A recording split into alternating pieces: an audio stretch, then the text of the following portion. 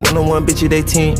One-on-one, never again. One-on-one. Don't get the cake in the butter. I count it like hustle the money all in. Ride around the town in the drop top coupe in the motor in the trunk you can hear. Ain't all about how they want me to lose, but I'm W, due for a win. Fucking this bitch in the orgy, I'm having this snow bunny pull up her legs. Fight from a dummy, you don't see how I'm coming, don't tip me, I'm right on the edge. Guinness is young and I been had to shoot out some money all under my bed. 2018 came a million, I made it career, niggas thought it'd be dead. Heart getting cold, my body cold.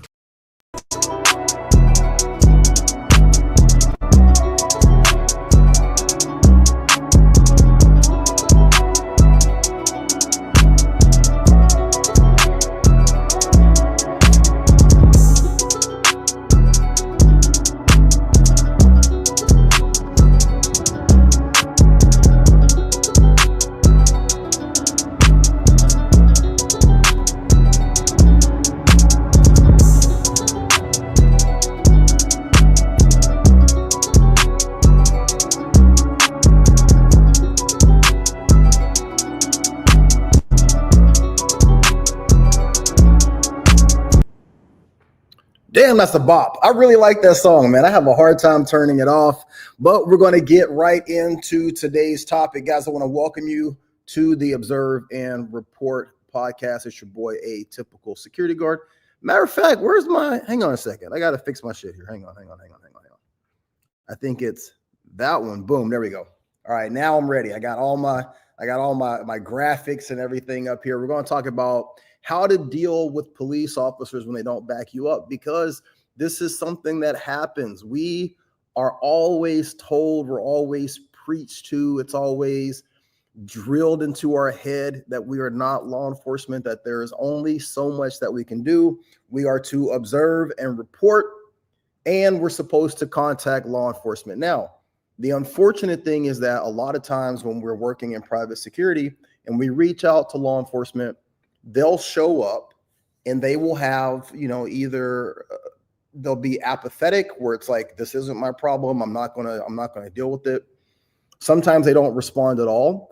And sometimes, and this is quite frankly the worst, is that they take the side of the person that's doing whatever it is that led to you interacting with them and then ultimately calling the cops. You being undermined on the property in front of the involved person or the subject or the suspect, that sometimes is absolutely the worst thing that you can experience. And I've actually seen some private security guards who said, you know what, I'm not doing this. Like, I'm not going to deal with the disrespect from the people. I'm not going to deal with the ridicule and the lack of cooperation from the customers or the client, whatever.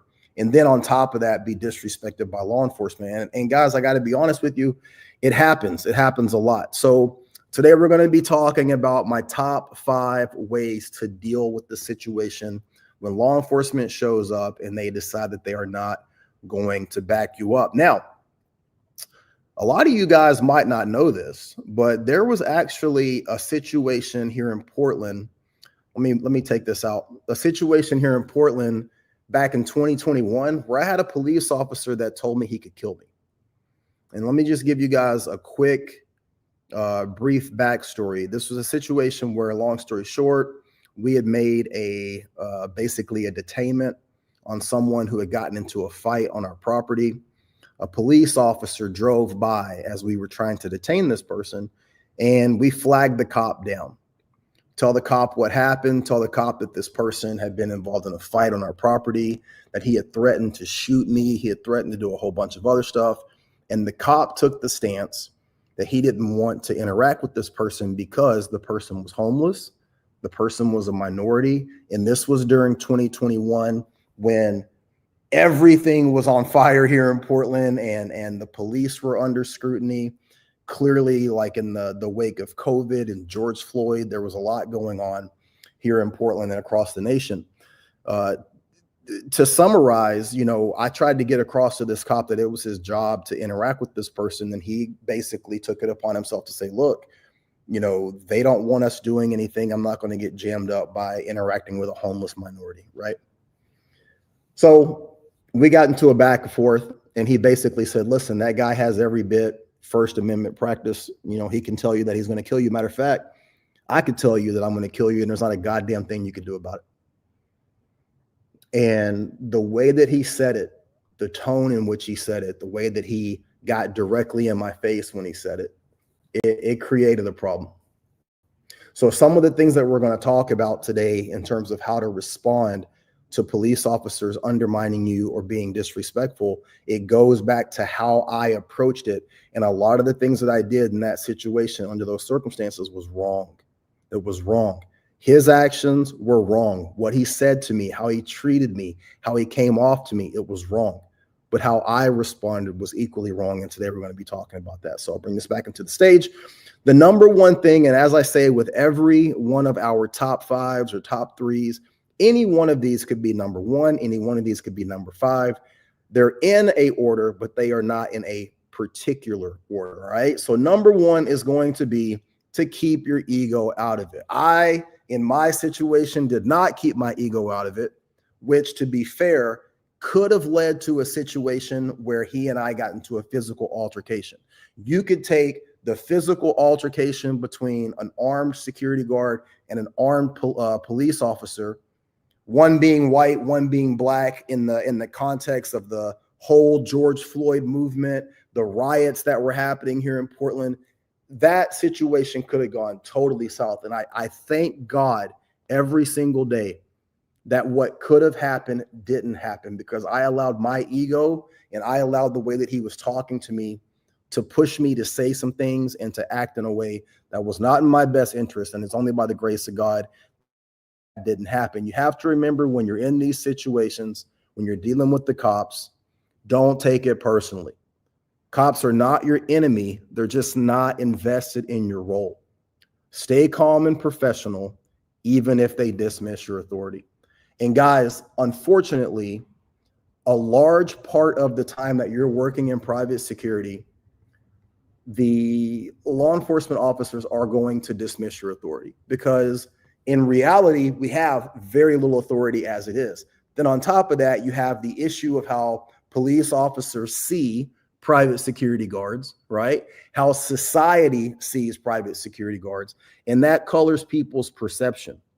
Okay, so you have to understand that they're already coming in, 90% of these guys are already coming into the situation with you with a negative outlook on private security. Then if you're here in Portland, you have to tack on the fact that private security has taken on a lot of the responsibility and the jobs of patrol officers. And people here in Portland, they see the police department as not upholding their end of the bargain in terms of their response, and thus them having to go to private security as being a necessary evil. But they're paying their taxes, they're paying their property taxes. They don't really like that. So it creates even another layer of a contentious relationship, and you have to know that going in.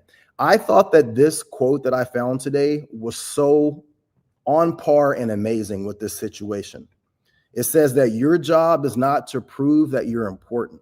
It's to prove that you're competent. That is a bar. That is a straight bar. Your job is not to prove that you're important. Your job is to prove that you're competent. And who are you proving that to? You don't have anything to prove to these police officers, guys. The only people that you have to prove yourself to is your client, is your company, the industry itself, yourself, your supervisor.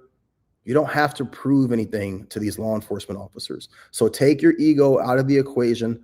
Do your job. Do your job to the best of your ability. Knock it out of the park, despite how they interact with you, despite how they talk to you, despite what they think of you, despite how they treat you. It doesn't matter. At the end of the day, the only people that you have to please and satisfy are your client, your boss, your company. That's it. Okay. Number two, speak through the client's interest. What does that mean? Well, if the police brush you off, frame your input in terms of the client's liability, policy, or expectations. It gives weight to your words without making it about you. Perfect example. Once a week, I work at a static site. The static site is a big shopping center. Now, our job is to protect the exterior of this shopping center. We have the parking lots. If people are in businesses and dealing with issues and someone's coming out of the property, we can interact with that person. We can trespass them from the property. Now, situations that happen inside of each individual store, that's up to the store security. And if it's a big enough issue, that's going to be law enforcement. I was working at the location last week, had a call that there was somebody that was naked inside one of the stores. Now, again, our job is to patrol the outside, the exterior of the stores, the parking lot, that area of the area of movement, right? They're supposed to have their own security, but some of these stores don't have their own security. So I get a call for service. Hey, there's a guy in here. He doesn't have any pants on. His junk is hanging out. This guy is making people feel uncomfortable. Clearly, we've asked him to leave. He won't leave. Can you come help us? Well, again, I don't have the authority to go into that store and offer service. Now, as I'm talking to this person, there's a police cruiser literally inside this shopping center. There's a police cruiser. So I drive over to the police cruiser. I honk my horn, put my hand out the window, wave my hand. I'm in uniform, right? So the police cruiser pulls off to the side and a young cop gets out. I mean, this guy looks like he's probably, 22, 23. He gets out and he's looking at me like, do you need something? And immediately what I'm assuming is his field training officer, an older cop, more my age, right? He gets out of the passenger side. Now, the cop that gets out of the driver's side, he's like, hey, you need some help? And I'm like, yeah. I said, listen, over here at this location, I work security for this company. We're contracted on this property. We only work outside. We don't do inside security. This is the call for service that I got. This is probably something that you guys would be better suited to handle. The younger cop is like, yeah, absolutely. He takes out his pad. He's like writing stuff down. The FTO, I'm assuming would be the FTO. He comes over to my window and he goes, hey, if they have a call for service, have them call us. You don't direct us over there. You don't direct us. And like this real stank ass attitude. And I'm looking at him and I immediately said, hey, you know what? No problem. All good. I'll let him know. Now, at that point, when I said, hey, no problem, I'll let them know, he knew exactly what I meant. I'm not going to sit here and argue with you. You're a police officer. You're here. I'm assuming, since I'm a taxpayer, that I can ask you to do your job. But at the same time, if you don't want to do your job, hey, no skin off my back. I'll let them know. I'll let the company know. I'll let that business know. I'll let the young lady who's probably 19, 20 years old working in that store by herself, I'll let her know. And I'll let the people who own this property know that you as the law enforcement officer did not want to help. Not a problem. I'll let them know. Without getting into all of that, that's what I said to him. Hey, no problem. I'll let him know. Now, the second that I start to drive off, he goes, wait. What store is it? I tell him, and then they drive over. Okay, not a problem. But again, in that situation, I'm talking about it from the standpoint of the client. It's not about me. I could have taken that situation, the way that he talked to me, the way that he came off to me, I could have gotten offended and had a back and forth. Number one, that would not have been professional. Number two, it would not have served the purpose of what this young lady who was located at the store, she needed assistance. So if the cop that's right there, literally you could see the store that I'm talking about 30 yards away, if he doesn't want to respond and deal with that because he's got more important things to do, then so be it. I will let her know to contact law enforcement via 911, let them dispatch somebody else out here. Yeah, we'll go that route. But that wasn't necessary, right?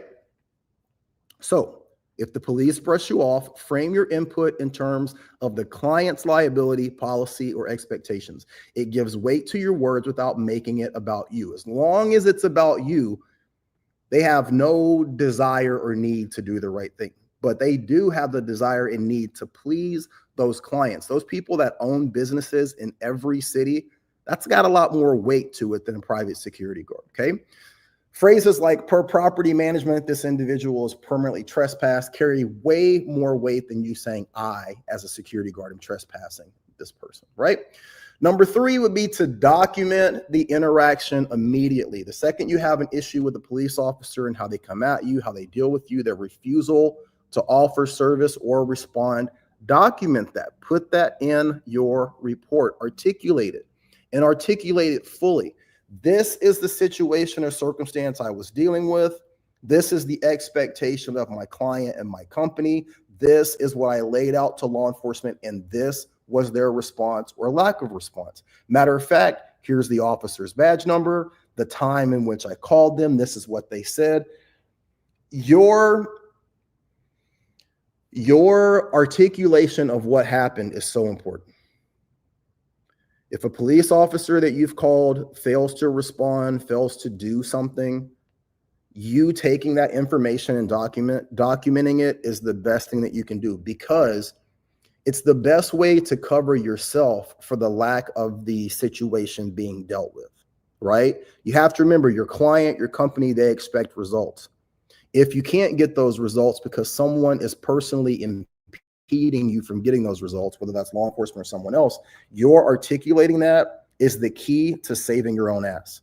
So make sure that you immediately document what was said, what was done, what was failed to be accomplished or failed to be done, and the people that were responsible for that. Okay.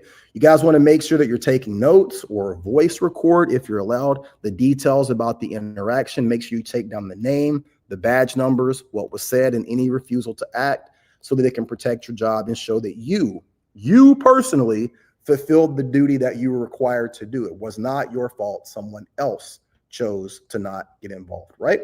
Number 4, never escalate the power struggle. Do not do it. There's never a time where you should be arguing with law enforcement. Guys, look, in the military, we say you salute the rank, not the person. There are bad people that become police officers. There are horrible people that become police officers, horrible and bad people that become private security guards. Your respect for the position of a law enforcement officer should never waver, because you're respecting the title, you're respecting the position, you're respecting what they do.